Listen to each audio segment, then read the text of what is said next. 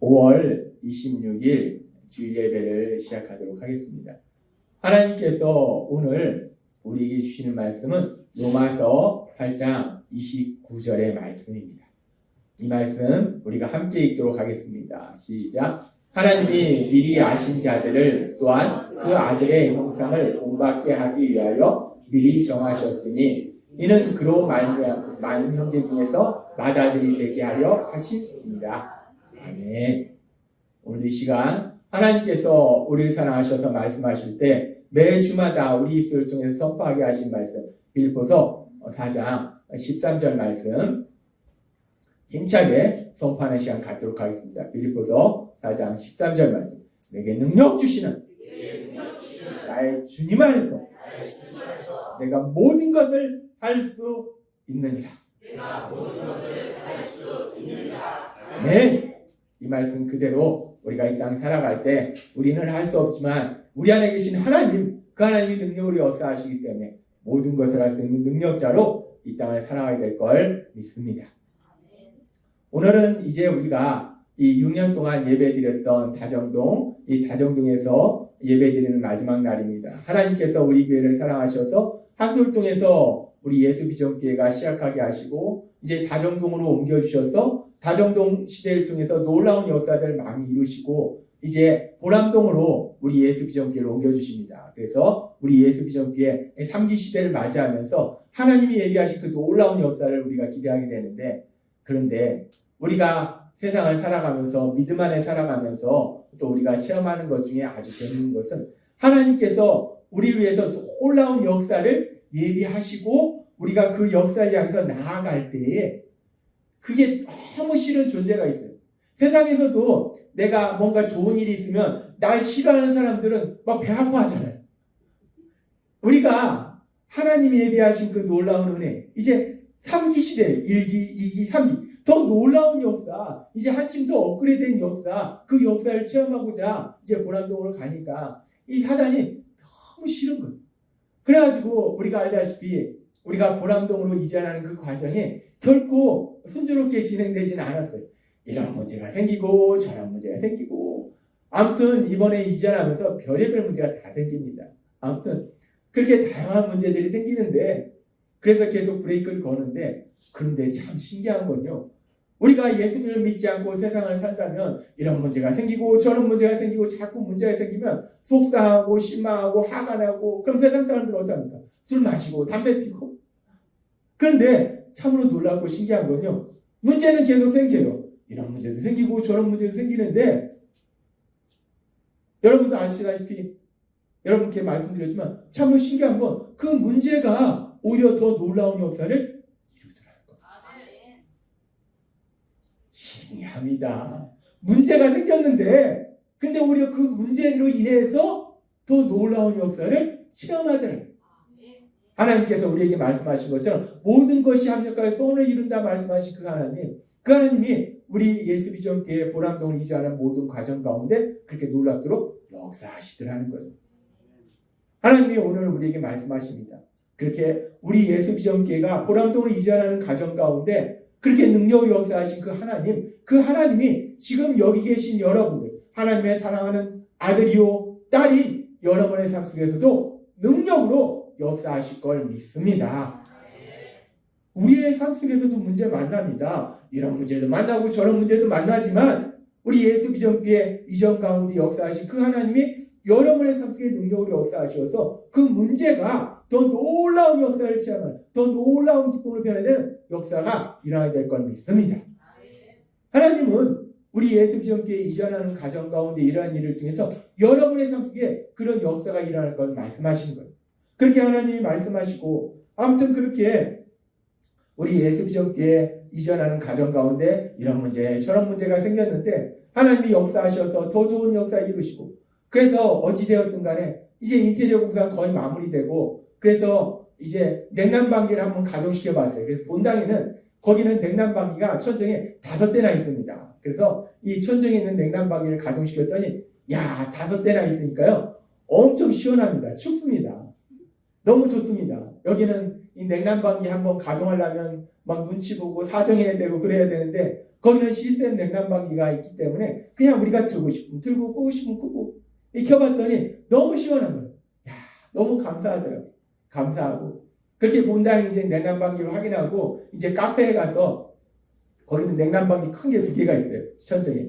카페에 있는 냉난방기를 켰습니다. 그래서 야 여기는 또 얼마나 시원할까? 켰는데 불만 깜빡깜빡하고 이 날개가 안 펴지는 거예요. 이 키면 이 날개가 싹 펴지면서 바람이 나와야 되는데 이 왜 이러지? 이 배전판 보면서 전기가 안 들어갔나? 왜 이러지? 다시 켜보고 다시 켜보는데 얘가 불만 깜빡깜빡하고 이 날개가 안 펴져요. 가동이 안 돼요.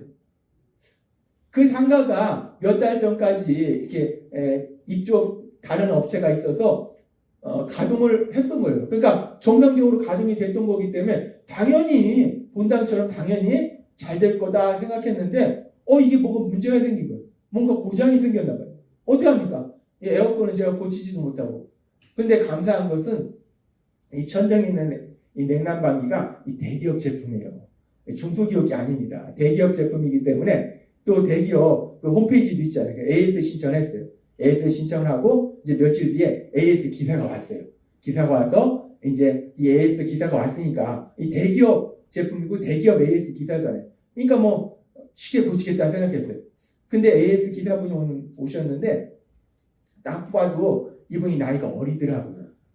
나이가 어리니까 이 경험도 없겠다 싶더라고요. 근데 아니나 다를까 이렇게 고장났다 하니까 이분이 이렇게 살펴보면 이거 어떡하지? 이렇게 되나? 저렇게 되나?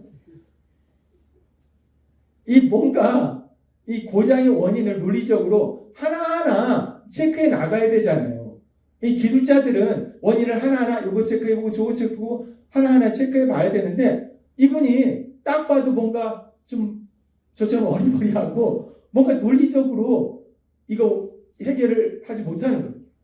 아무튼 그래서 이거 좀 연세 드신 분, 경험 있는 분이 오셨으면 좋은데 이 젊은 분이 와서 이거 제대로 찾으려나 싶었는데 아무튼 그렇게 이제 고장의 원인을 찾는 작업을 하다가 실외기에 가서 문제의 또 원인을 찾아야 되죠. 실외기실에 갔는데 여기 실외기실이 이 비둘기가 가끔 들어와서 비둘기 그 배설물이 되게 많아요. 이분이 딱 보더니 나 비둘기 무서워하는데 뭐 거기까지 그렇죠. 비둘기 무서워서 할 수 있죠. 저도 벌레를 무서워하니까 무서워할 수 있죠. 그랬어요. 그럼 이제 실외기를 확인해야 되는데 근데 실외기가 거기 많잖아요. 근데 많은 실외기 중에 하나에 비둘기가 2마리가 앉아 있는 거예요. 이분이 하시는 말씀은 나 비둘기 무서워서 작업 못 하는데.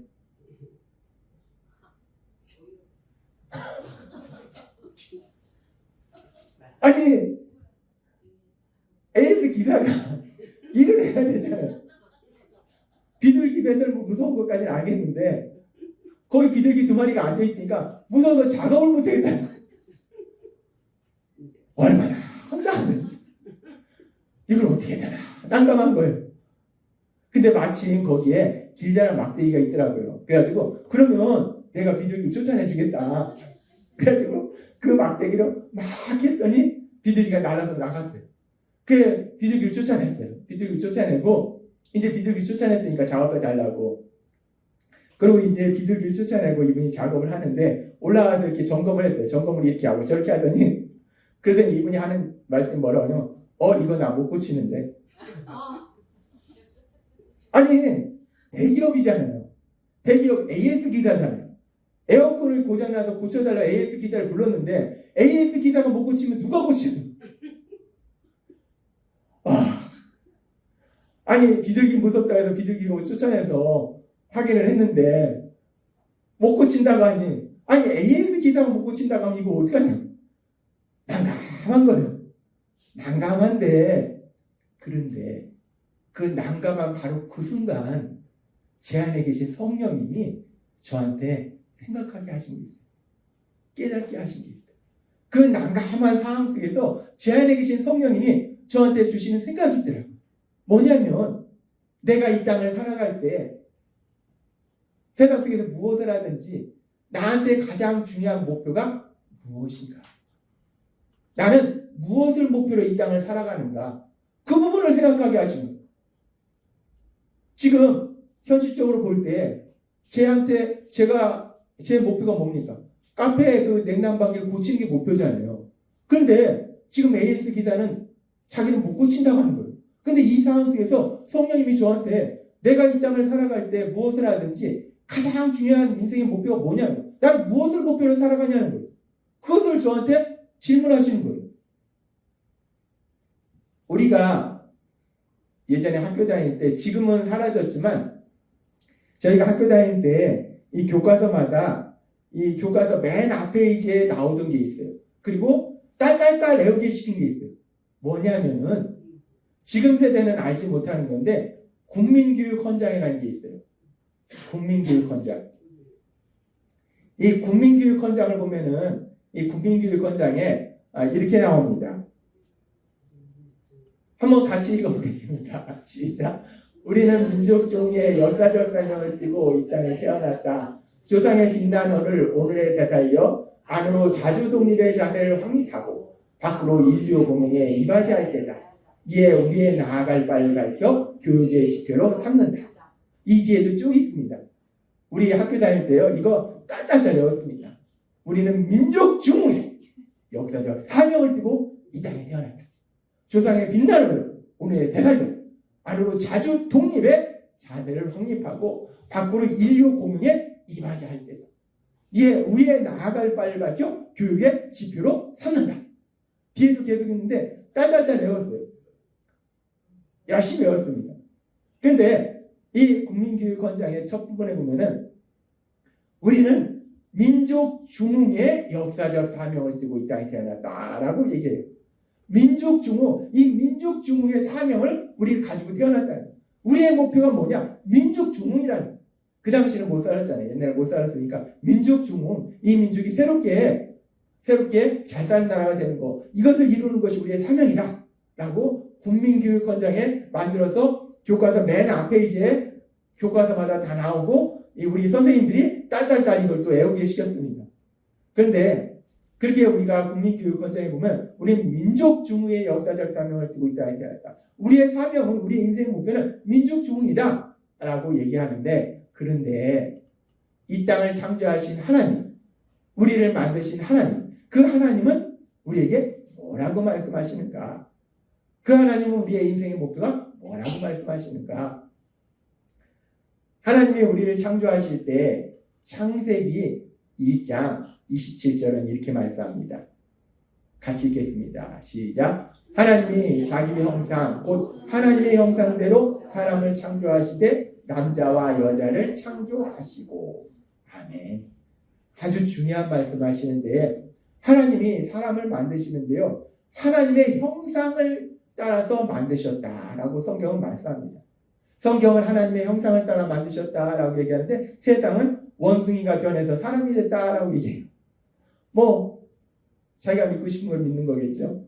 어쨌든 근데 진리는 하나님이 우리를 하나님의 형상, 원숭이가 변해서 사람이 된 것이 아니고 하나님의 형상, 거룩하신 하나님, 그 하나님의 형상, 그 하나님의 형상대로 우리를 만드셨다라고 성경은 말씀합니다.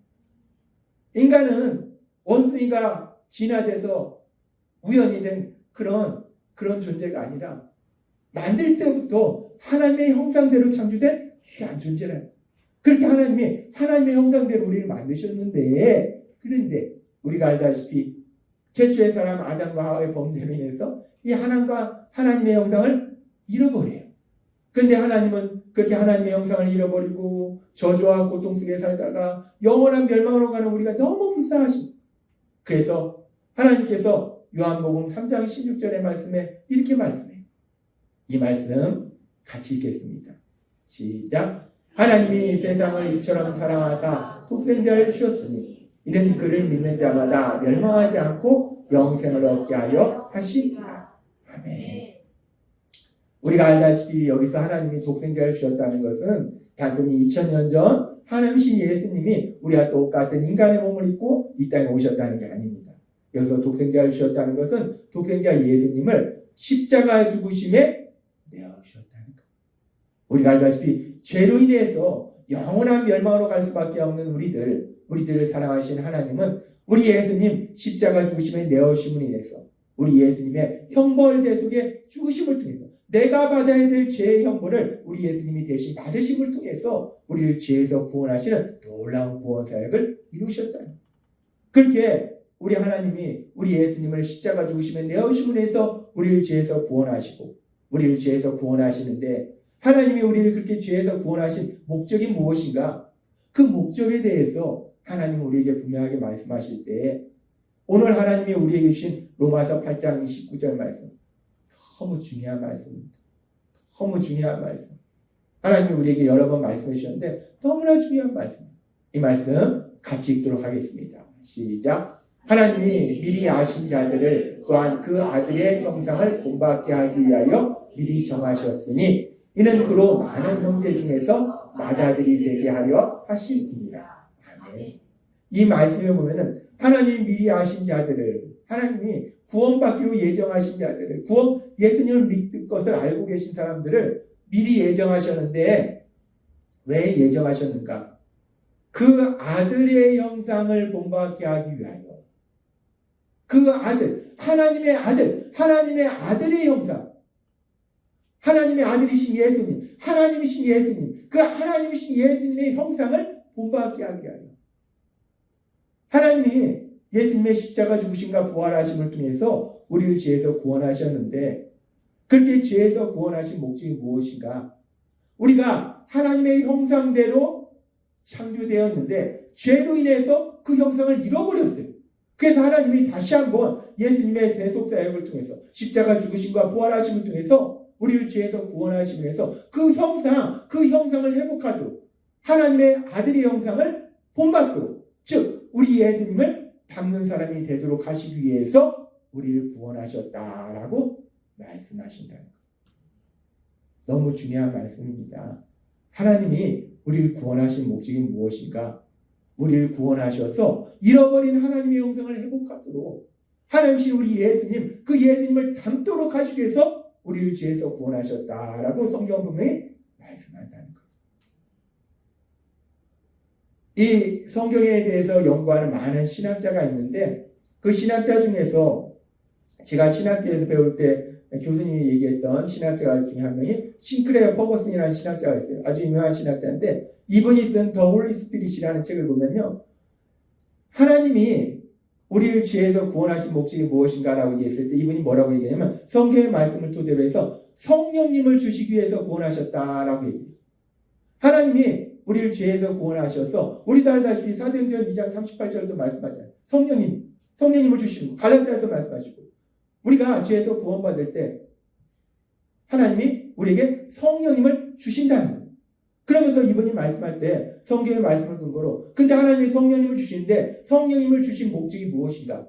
이 성령님을 주신 목적이 여러 가지가 있겠지만 가장 중요한 목적이 무엇인가?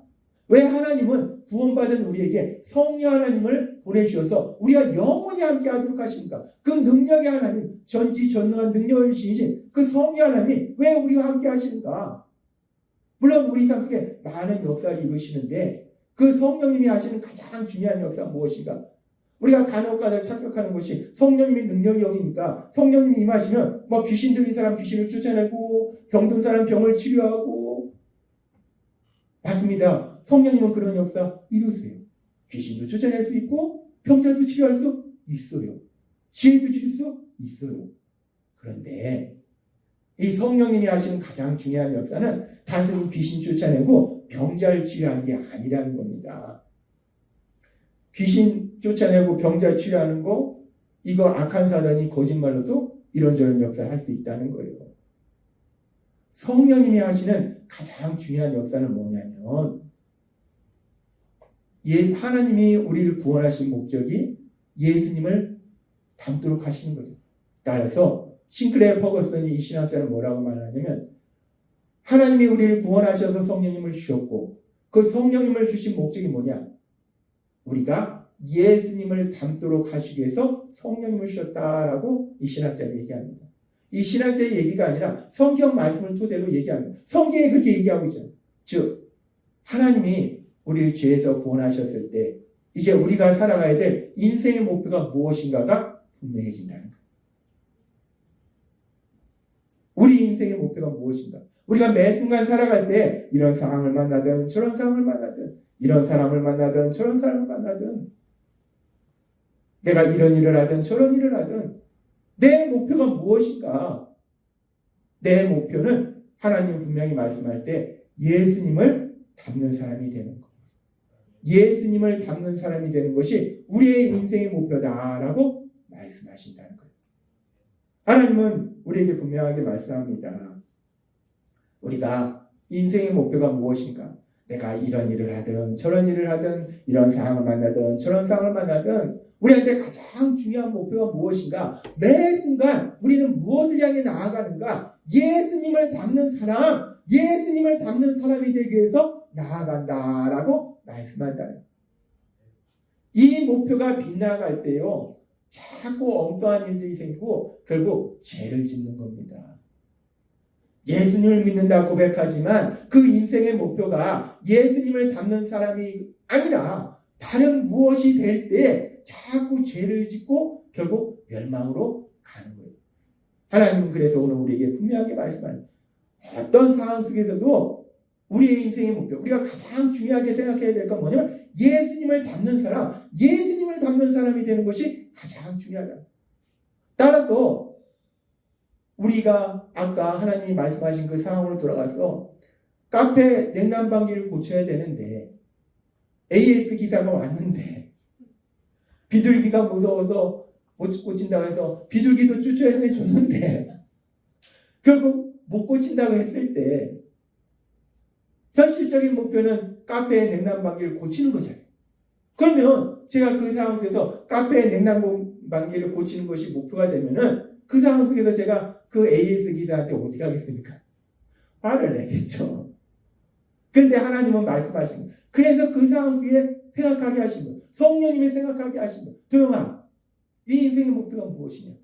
네가 무엇을 향해서 나아가냐? 무엇을 향해 달려가냐? 기억하게 하신 거예요. 물론 현실적으로는 카페의 냉난방기를 고치는 것이 목표가 될 수 있지만 더 중요한 것은 단순히 냉난방기를 고치는 것이 아니라 문제를 해결하는 것이 아니라 예수님을 닮는 사람, 그 어떤 상황 속에서도 예수님을 닮는 사람이 되는 것이 저의 목표라는 거예요. 하나님이 요즘 우리에게 계속 말씀하십니다. 무엇에 말씀하시냐면 인간의 연약함에 대해서 말씀하셨어요. 연약하다는 거예요. 감정도 연약함이 있고 아는 것도 연약함이 있고 능력도 연약함이 있고 범죄도 연약함이 있고 연약함이 있다는 거. 하나님이 말씀하셨어요. 우리는 누구나 연약하다는 거. 그 연약함을 볼 때 어떻게 하는 것이 예수님을 닮는 것인가? 히브리서의 말씀처럼 예수님이 그 연약함을 동정하신다. 심파세오의 사랑으로 사랑하신다라고 말씀하셨잖아요. 그러니까 우리가 연약함을 볼 때에 AS 기사분이 나이가 어려서 경험도 없고 비둘기도 무서워하고 또 고치지도 못하고 연약하잖아요. 연약하잖아요. 아직 어리잖아요. 제가 생각해보니까 아마도 제가 볼 때는 우리 아들보다도 어릴 것 같아요. 어리잖아요. 연약하죠. 그럼 그 연약함을 볼 때에 우리가 예수님을 닮는다면 단순히 그 냉난방기를 고쳐야겠다라는 목표만 갖는 것이 아니라 더 중요한 예수님을 닮는 사람이 되어야겠다라는 목표를 갖는다면 내가 그분에게 어떻게 되어야 될까? 나오잖아요. 하나님이 말씀하신 것처럼 그래 그럴 수도 있지. 그래 뭐 그럴 수도 있지. 나이가 어리니까 그럴 수도 있지. 경험이 없으니까 그럴 수도 있지. 뭐 비둘기 무서워서 작업 못할 수도 있지. 경험이 없으니까 잘 모를 수도 있지. 못 고칠 수도 있지. 그리고 하나님이 말씀하시잖아요. 스피커 하지 말고 스피퍼 하자. 말씀하셨잖아요. 그래서 칭찬해줬어요. 야 그래도 어떻게 그 원인을 찾아서 감사하네. 하나님이 오늘 우리에게 아주 중요한 말씀을 하십니다. 우리가 세상을 살다 보면요. 이런 문제 만나고 저런 문제 만납니다. 그렇게 문제를 만나면 우리는 온통 어디에 집착하냐면 그 문제를 해결하는 그거에 집착한다. 그것이 우리의 목표가 된다는 거예요. 그 일이 또 문제가 더 중요한 문제면 더 그거에 집착한다는 거예요. 그래서 하나님이 오늘 우리에게 말씀하신 거예요. 우리 인생의 목표가 뭐냐는 거예요. 우리가 이 땅을 살아갈 때 우리가 무엇을 향해서 달려가냐는 거예요. 내가 이런 일을 만나든 저런 일을 만나든 이런 상황 속에서 저런 상황 속에서 이런 사람을 만나든 저런 사람을 만나든 내가 이런 일을 하든 저런 일을 하든 내가 무엇을 향해 달려가는가? 내가 목표가 무엇인가? 단순히 내가 만난 문제를 해결하는 것이 목표인가? 내가 원하는 일의 결과를 얻는 것이 나의 목표인가? 아니면 하나님이 오늘 우리에게 말씀하신 것처럼 로마서 8장 29절의 말씀처럼 그 아들의 영상을 본받게 하기 위하여 그 아들의 영상을 본받게 하기 위하여 얼마나 놀랍습니까? 얼마나 대단합니까? 우리가 하나님 베드로서의 말씀처럼 신의 성품에 참여한 자가 되는 거예요. 신의 성품, 하나님의 성품, 하나님의 형상, 하나님이신 예수님, 그 예수님을 닮도록 하시게 하여 하나님은 오늘 우리에게 말씀하신다는 거예요. 우리가 세상을 살아갈 때 우리의 목표가 무엇인지 분명해야 돼요. 우리가 무엇을 향해서 달려가야 되는지 분명해야지 우리가 하나님이 예비하신 그 놀라운 기쁨의 길로 나아간다는 거예요. 그래서 하나님은 오늘 우리에게 말씀하십니다. 우리가 이 땅 살아갈 때 이런 상황을 만나든 저런 상황을 만나든 이런 사람을 만나든 저런 사람을 만나든 내가 이런 일을 하든 저런 일을 하든 우리의 목표는 단순히 문제를 해결하는 것도 아니요. 내가 원하는 일의 결과를 얻는 것도 아니요. 우리의 목표는 매 순간마다 우리 예수님을 닮는 사람이 되는 것, 그것이 우리의 목표임을 믿습니다. 그것이 하나님을 기쁘시게 하는 거예요. 단순히 뭐 일의 결과가 대단하다고 하나님이 기뻐하시는 것이 아니라는 거예요. 하나님이 저한테 계속 깨닫게 하시는 것은 제가 뭐 수십 층짜리 건물을 줘서 교회를 하는 게 기뻐하시는 것이 아니라 매일의 삶 속에서 제가 예수님을 닮는 그 사람으로 나아가는 거, 그걸 기뻐하신다라고 저한테 계속해서 깨닫게 하시더라고요. 하나님이 오늘 여러분에게 주신 말씀처럼. 그런데 여러분도 알다시피 세상은 그렇지 않습니다. 세상은 예수님 닮는 거 하나도 안 중요합니다. 하나도 안 중요해요. 그러나 우리를 창조하셨고 우리를 죄에서 구원하신 우리 하나님은 우리에게 분명하게 말씀하신다는 것. 그 아들의 영상을 본받게 하기 위하여 우리를 죄에서 구원하셨음을 말씀하신다는 것. 따라서 여러분들이 이 땅을 살아갈 때 내 힘으로는 안 됩니다. 제가 조금 전에도 말씀드렸다시피 제가 문득 깨달은 게 아니에요. 제 안에 계신 성령님이 그 상황 속에서 깨닫게 하시잖아요. 여러분 안에 계신 성령님, 그 성령님의 인도하심과 도우심으로 이 땅 살아가는 매 순간마다 단순히 문제를 해결하는 거, 내가 원하는 일의 결과를 얻는 것이 아니라 우리 예수님, 그 예수님을 닮는 사람으로 변화되는 거, 그것이 목표가 되는 삶을 살아가시는 여러분이 되시길 주님의 이름으로 축원합니다. 기도하겠습니다. 하나님 아버지 감사합니다. 오늘도 주신 말씀처럼 우리가 세상을 살아갈 때 다양한 상황 속에서 자칫하면은 우리의 목표가 어떤 곳으로 갑니다. 문제를 해결하거나 내가 원하는 일의 결과를 얻는 것이 목표가 됩니다. 그래서 하나님 오늘 우리에게 말씀해 주시니 감사합니다. 매 순간마다 하나님이 주신 말씀처럼 성령의 도우심으로 예수님을 닮는 사람으로 변화되는 그 놀라운 복을 누리는 저희 모두가 될 수 있도록 역사해 주옵소서. 예수님의 이름으로 감사하며 기도드리옵나이다. 아멘.